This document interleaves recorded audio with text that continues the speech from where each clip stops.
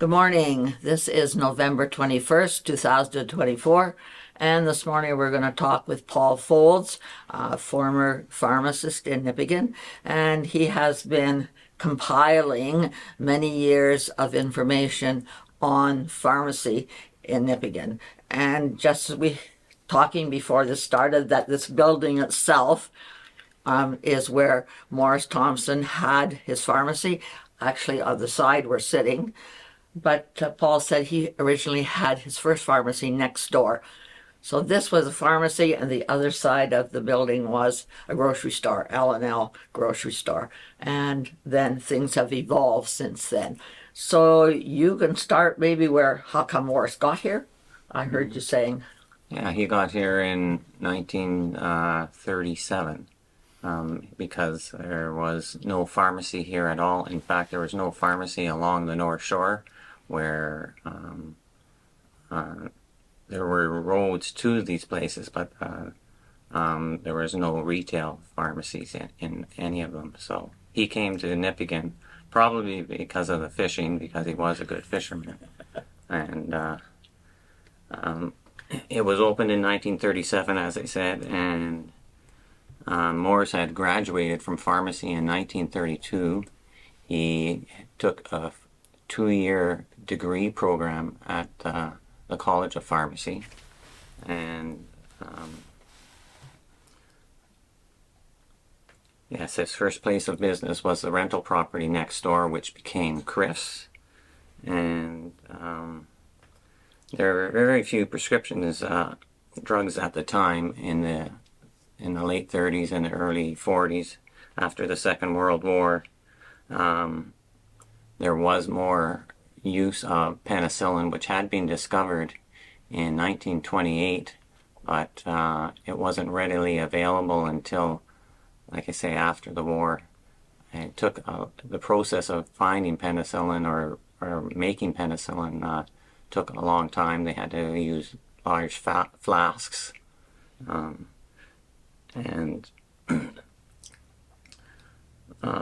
Morris decided that it would be good for him to build his own place. So in 1945, he started building this building that we are in right now, and he had his apprentice were helping him excuse me, build the store. So when Morris came here, Paul, then was he single? He came by himself. He was single, yes. Oh, okay. I didn't know that. Mm-hmm. Came in 37. He was married in 1938 to Mary. She was a Banning. Right. And they were living in the back of the pharmacy where the jewelry shop was, but that wasn't conducive to running a shop and having a child in the back crying. So he had they rented a property above Pink's Confectionery. Oh. And he was there until they had his house, or their house, finished. He had it built. Right. Yes. Some of the things that were in the pharmacy at the beginning, he was the biggest supplier of fishing tackle in town. And customers could purchase the Toronto Star. In fact, he had up to 40 customers purchasing it, even though it was 2 to 3 days late. They came in, and it was actually in a wooden stand with slots in it with their name on it. They were happy. Most people were happy just to get the newspaper 2 or 3 days late, right, because there was a lot of information that would not get to them at all.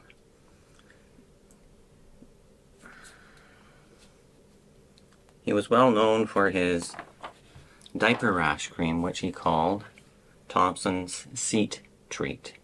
And I believe I have a formula that might be quite similar to what he made. And it was so popular that the American tourists who came here would write and ask him to send more to the States. So he was busy doing that or having someone do that for him in the store. The pharmacy, the actual dispensary, was along the left wall, and it was 1 or 2 steps higher than the rest of the store. But the pharmacist was in the back and wasn't really noticed back then in the 30s and the 40s. Excuse me. There was a regulation that the pharmacy had to be opened every day. So it was closed Wednesday afternoons, and it was open after Mass on Sundays for 1 hour, and then from 7 to 8 in the evening. Oh my goodness. Yeah. On Sundays, the staff were paid with silver dollars, and Susan was fortunate to see a few of them from Sylvia Ensign. She had them. Actually, I have a package of about 6 at home that I gained somewhere, but yeah, my grandkids wouldn't even know what they were. Mm-hmm. Yeah, imagine being paid in that. Yeah. So the store displayed the 32-pound lake trout that Morris caught at one of the Rossport fish derbies, and he won that one. And he also had a 7-pound speckled trout mounted on the wall. Morris had several apprentices. Wilbert Mikula was one. Wilbert had started working for Morris when he was 14. And then there was Arnold Rojo and Jerry and Lionel Waghorn. Lionel Waghorn, he opened his own store in Terrace Bay, and his brother Jerry opened the one in Marathon. Arnold got his doctorate in pharmacy down at the University of Wisconsin, I believe. Unfortunately, soon after Wilbert took over the pharmacy, a fire broke out and destroyed the pharmacy. It is thought that a lit cigarette was thrown under the magazine stand. Wilbert had a 4-year degree program from the University of Toronto. He reopened temporarily a dispensary in the small building behind Zechner's, which at the time was an insurance company business. And presently, I believe it's a hairdresser's. So it was a very small, confined place to run a pharmacy, but he had to get open. I think he was open within 3 days. So he would have lost all his supplies in that fire as well then. Yes. And would have to recoup all those supplies. Wow. Mm-hmm. Yeah. He was, for such a small little place over there. yeah, and he was begging and borrowing medications from fellow pharmacists up in Thunder Bay, so just so they could get things open.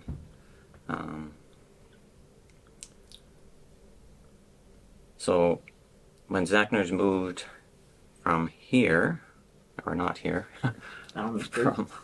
yes, where the prescription or the pharmacy is presently, Wilbert ended up buying that building so that he could have a full pharmacy. So that would have been within a short time of him being over in the small building. Yes. That he was able to acquire that building. I'm not sure how many months it was, but right. I believe he was probably burning the midnight oil trying to get things done and up and running properly, because he was missing out on a lot of the front shop items as well. So he bought 54 Front Street, and prescriptions were received by phone call or written, and prescription records were written on an index card and stored in a small filing drawer. The actual prescription was numbered and then put in a box and brought to the basement. The basement also had a lot of outdated prescription medicines, liquids, and pills. In the new store, there was a large giftware area. There was teacups and saucers, which came from England directly. Excuse me. There was a glass case that with a counter that had Chanel perfume in it and other luxury brands. The store sold cigarettes, magazines, greeting cards, and art supplies, as well as the usual OTC meds for first aid supplies. From the late 40s to the 60s, there was a great proliferation of antibiotic drugs, as well as Valium, Librium, and codeine. This was the era that Morris lived through, and Wilbert saw even more. Did Wilbur name it Michaela's Pharmacy, or was it known by the brand? He named it Michaela's Pharmacy. Pharmacy, yeah. Okay. And the brand, you're thinking of the Rexall Yeah, brand, yeah. but it was... That was part of a buying group, and it became, the name itself became a franchise. And I think right now Rexall has 385 stores in North America. Okay. And it looks like it's a small town store on its own, but in actuality it's a huge business. Okay. And it's based out of they just sold the place, or the pharmacies that, what was that, Susan? So it was purchased by a private equity firm. Right. Okay. I believe it's Canadian. But besides the Rexall, there was another brand in there sometime. Guardian. Guardian, right, Yes. right. Because So it had- Rexall was eliminated. The brand died out back in Wilbert's early days. And then he took on Guardian, which was part of another buying group. Yes. Yes. Okay. It was a better deal for him to do I that. just remember the different names there, but it was still Michaela's Pharmacy then. Yeah. Just at the brand. Okay. Sorry, just wanted to correct that. People to know it was called Michaela's Pharmacy. And it had been called Thompson's Drugstore, right? Thompson's Drugstore, Okay. and it also had Rexall on it as well, or some of the signs did. Okay.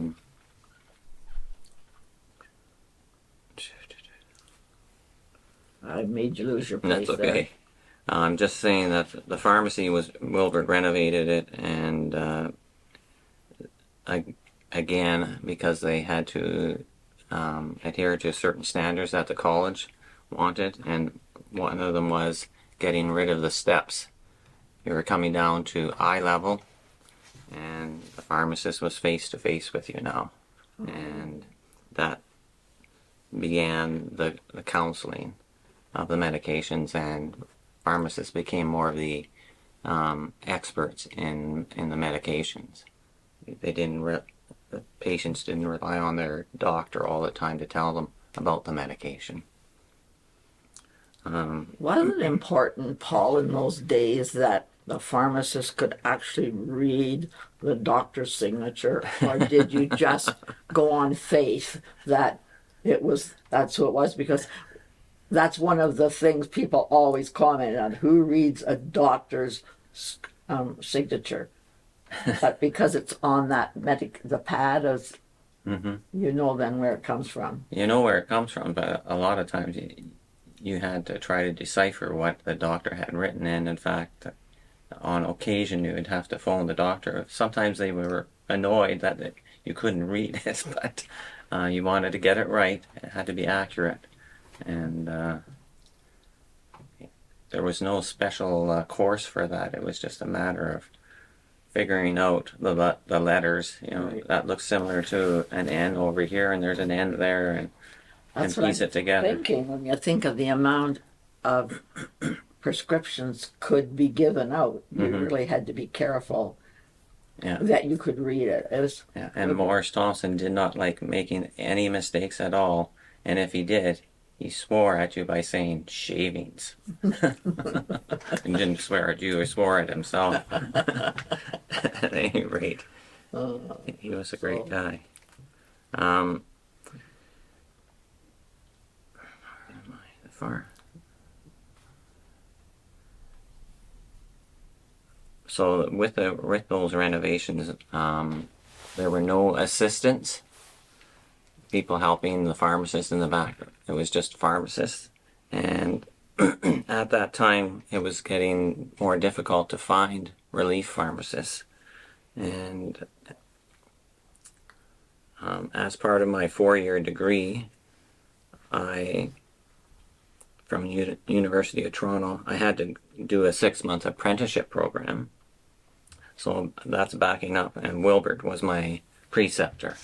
And I had a 6-month apprenticeship where I had to work as a pharmacist with the pharmacist, and then 6 months internship where the pharmacist, the preceptor, had to be in the building, but he didn't have to be right beside me.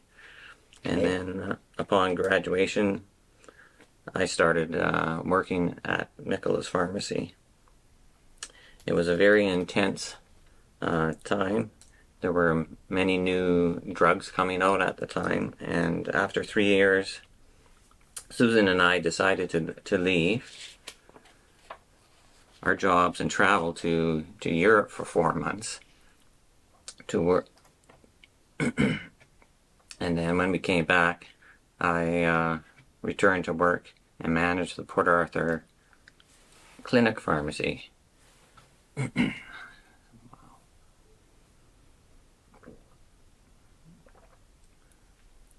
And then I was working for George and Jamie Crooks at the Port Arthur Clinic Pharmacy, and then they revealed that they were selling out to Shoppers Drug Mart. So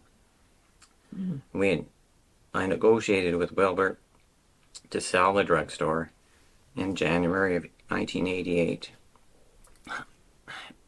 I got a real tickle. So Shoppers Drug Mart, when you meant it's been around longer than I realized. Shoppers Drug Mart's been around for a while. Oh, quite a while. Oh, yeah. When we were going to school in the 70s, it was still in its infancy. Marie Koffler started that, the Shoppers Drug Mart, and made a success of it.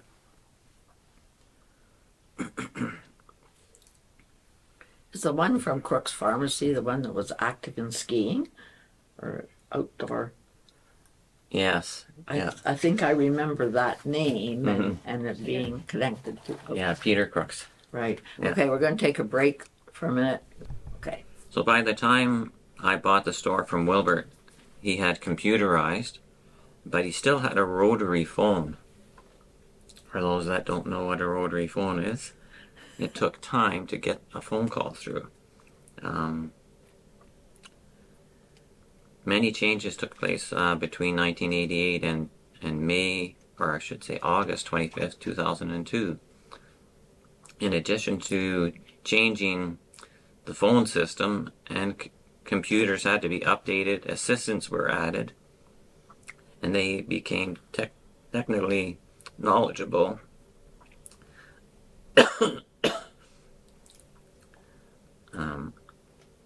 I found that the prescription volume increased very rapidly. Insurance got involved, insurance companies, about approving payment for prescriptions. And Indian Affairs, as it was called back then, proved to be a very time-consuming part of the job for billing purposes.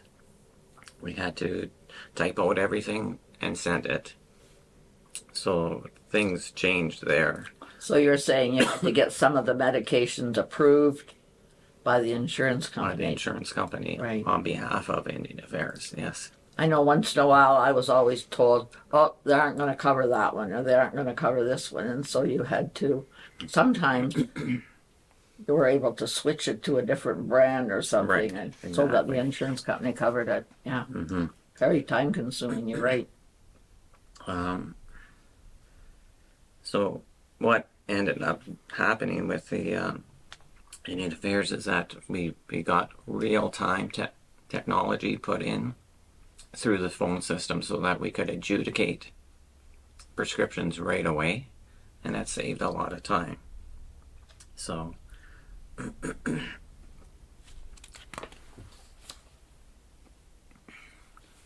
during that time, the pharmacy relief remained problematic, and Wilbert indicated that he was quite ready to be retired. He put his time in, so we secured a full-time pharmacist for 5 years. However, love interest, led him out of the province.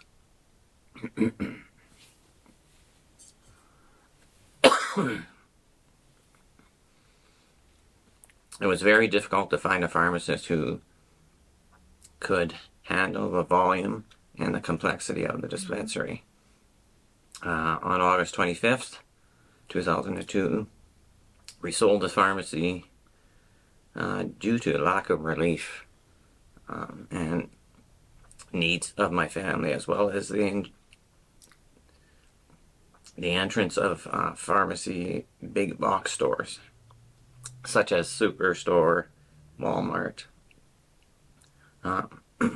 So that you're indicating that that people were getting prescriptions filled up there as well as down here. Well, they were, yes, because the big stores were discount. They could cut back on their fees, because they were a large company. Whereas when you're a standalone, like we're here, you needed that extra income to decide to hire a technician or an assistant. At one time, Paul, how many employees would you have had in your store? At one time, about Because it'd be you and a couple of other people in the pharmacy, yes, yeah, and then in the store.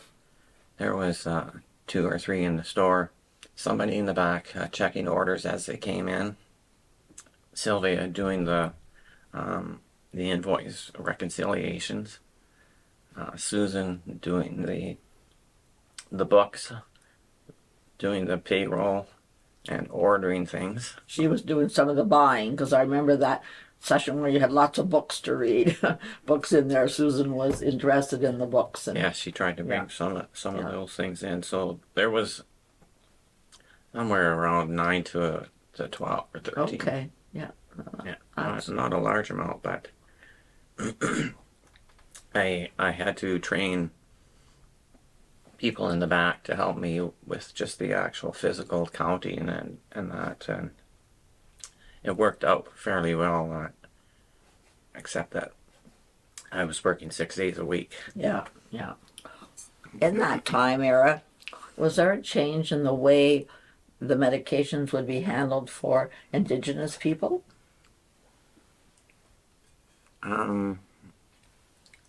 For the actual person, the Aboriginal person, nothing for them.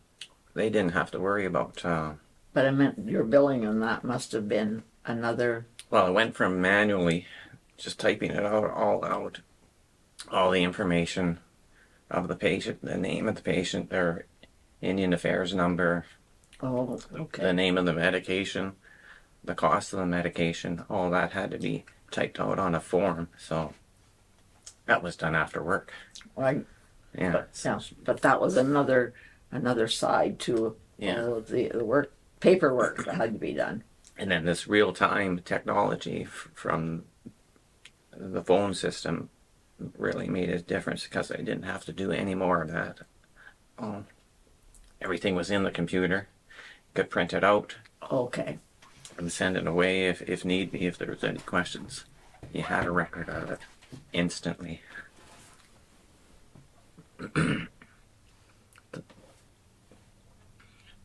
So after we sold the store.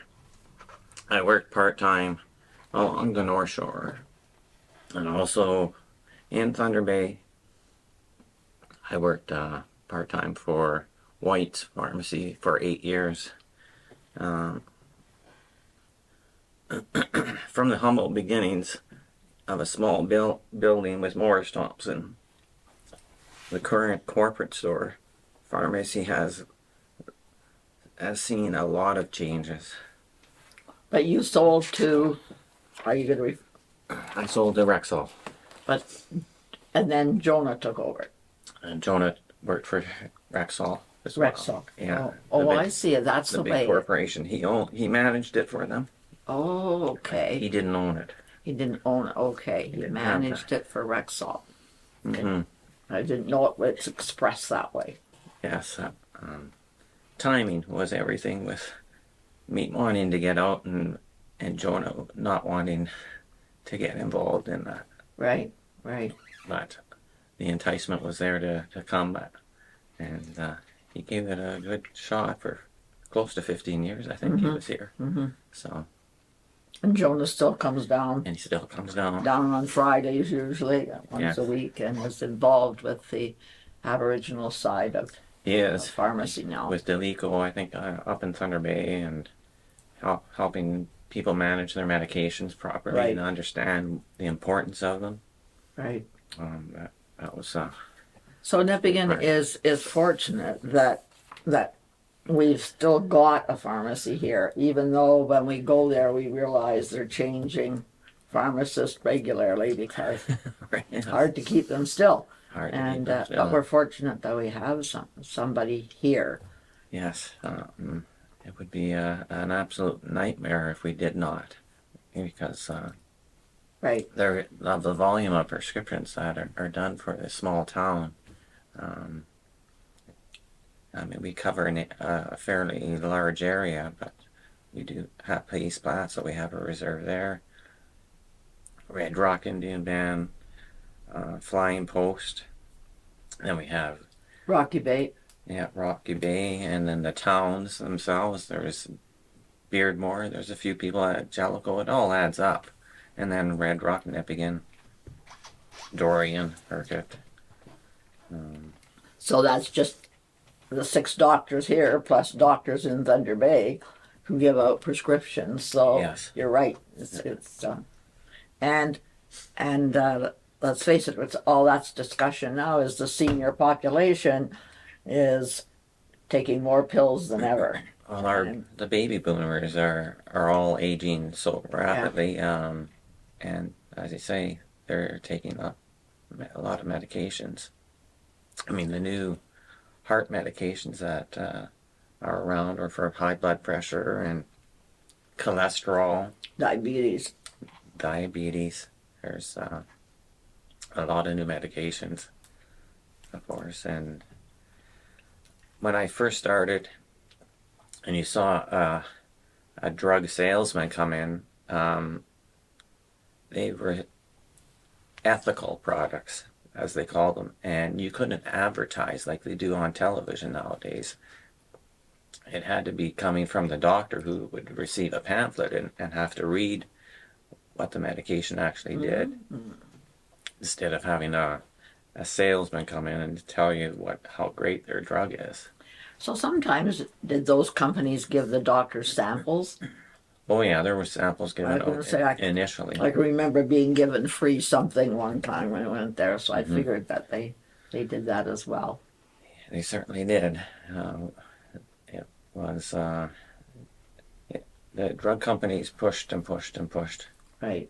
and that are still doing that. I mean, of course, there's all that hype about the one drug that's being promoted for weight loss, Right.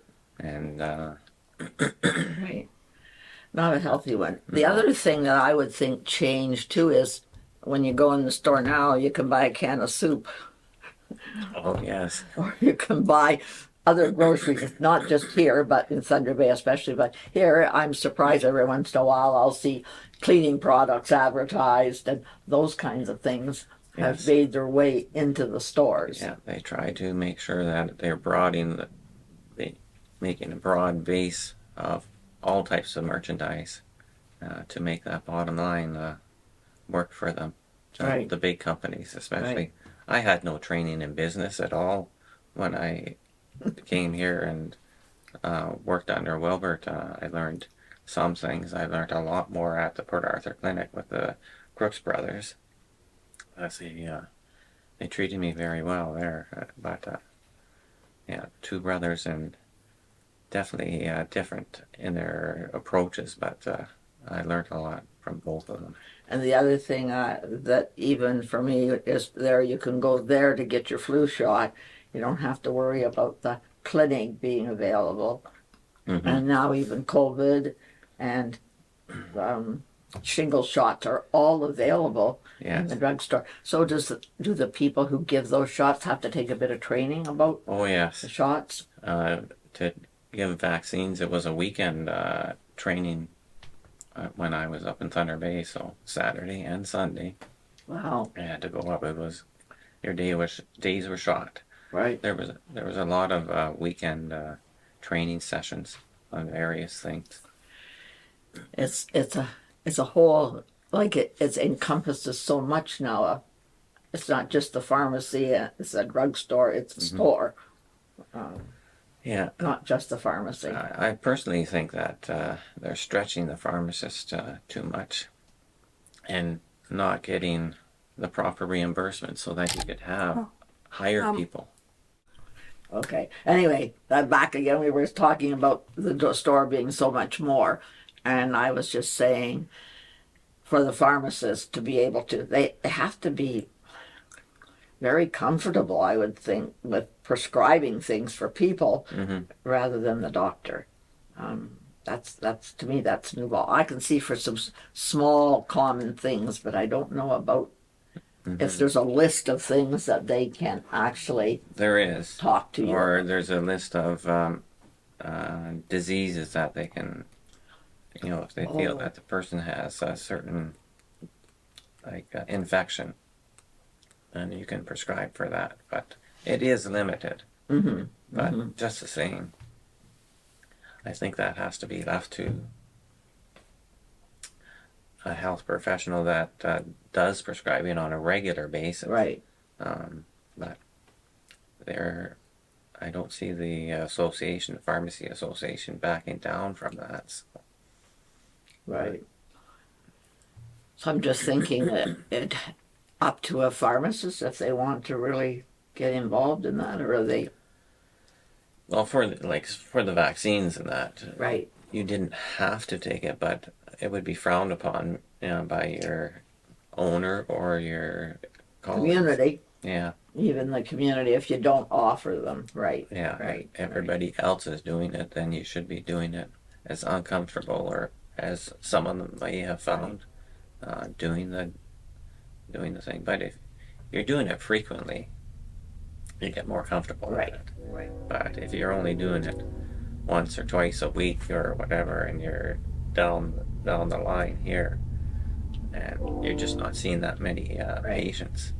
So while we were sitting talking, we were commenting about Sylvia Ensign being a big part of the store. She was at the till, at the counter all the time, and very well known in the community. And one of the things I remember is watching her wrap a parcel. I don't know what she did. She took the paper, but anyway, I learned how to do that from her. But I can remember she was very precise about wrapping things up to hand to you. You just didn't hand it like they do today, or you didn't have a bag. But I can remember Sylvia, and she was certainly well known in the store and in the community. Well, she started there at a fairly young age, and I think Morris took her under his wing and gave her a lot of training that he felt that she could handle. See, she worked for Everett for a while, I think, did. too. Worked for E.C. Everett. She did. And That's right. and then was known as part. And then when Wilbur took over, I remember his mother working at the till, in there. But it's interesting to see how that worked. Now, Jonah's family never worked in the pharmacy or That's in right. the store, I don't think. But No, no, no, it's they didn't. interesting that Susan never worked at the counter, but she was behind the scenes. Behind the scenes, Yeah. and our boys worked part of the time, but they had to dust all the shelves. That was their job, and that's all they had to do. We didn't get them too involved, but Lita Godden Oh would yes, bring them to the back room and show them how to unload an order and price it properly. And, okay. yeah, she was quite good. Lita was one of those people that I can remember people commenting. She knew so many people. She called you by your name when you went in the store, and I can remember people saying, "It's just such a refreshing thing when you go in the store right away. She's, how are you today?" And she would call you by your name, Right. and she just knew so many people. She worked there a long time too. She sure did. She got me out of a lot of binds. I would phone her and say, "Somebody's phoned in sick," she says. "I'll be there in 15 minutes." Yeah. And very happy to have her working. And she worked off and on until she got sick. Yeah. So she For was sure. great that way. So now, Paul, Susan said to end this little thing with your talk of some kind of drops anyway. Hoffman drops. Hoffman with a H? Yes. Hoffman, okay. Hoffman with an H. Now, a lot of the old timers would just say Hoffman drops. Right. And that it was going to cure this cough or do this. It was mainly a hypnotic with a fair bit of alcohol with a tincture of ether put in it, as well as a little bit of a narcotic, and I can't remember the name of the narcotic part of it, but it helped you get a good night's sleep. There was no doubt about that. So why did they become so popular? Oh, because it was a narcotic is what it was, and it was addictive, and it got you to sleep if you're a sleepless person. So, But Susan referred to it coming from the bushworkers too. well, the bushworkers would come in and use it. I guess some of them could get a bit of a glow from it, and they used it during the daytime, not at nighttime. And it came in large bottles, and it was put into small bottles with Thompson's name on it, and it was sold over the counter without a prescription. And in actuality, in these days, it should have been a prescription. So would he mix that together himself? No, it was already mixed. It was already mixed, eh? Yeah, it was already mixed. So, Wow. yeah, but apparently it was a big seller, and it certainly helped his bottom line when things were not going well otherwise. But I often wonder if Morris was also at the time of McCurdy's fly dope. oh, he was. He sold a lot of fly repellent apparently, and he was here. I guess. I wonder when McCurdy left, or did he leave, or did he die? He died here, didn't he? I don't. No, he didn't die here, I don't think. No. But I just was thinking, I remember buying that in the store, was McCurdy's fly. Repellify, and it had 10% citronella oil in it, Right. and then your Vaseline base. I mean, it was certainly didn't smell the best, and the Vaseline base was very thick. Yeah, Yeah, right, right. Mm-hmm. Lots of different products sold from the day Morris opened to what you see in the store today. Right. Yeah, I mean, there was Carter's little liver pills, as they called them. That was basically a laxative, and Dodd's kidney pills, That's right, and right, there was the mercurochrome right. as a disinfectant that was taken off the market finally in 1998. Iodine was an antiseptic. 1816 it was discovered, and it had antiseptic properties, but it wasn't an antibiotic. Right. The antibiotic things came along in the Second World War era. So Big changes. big changes. Yeah. Yeah. Anyway, thank you very much for your long interview that covered a lot of years. It A lot of did years cover- and a lot of people. Thank you very much. Thanks. Welcome.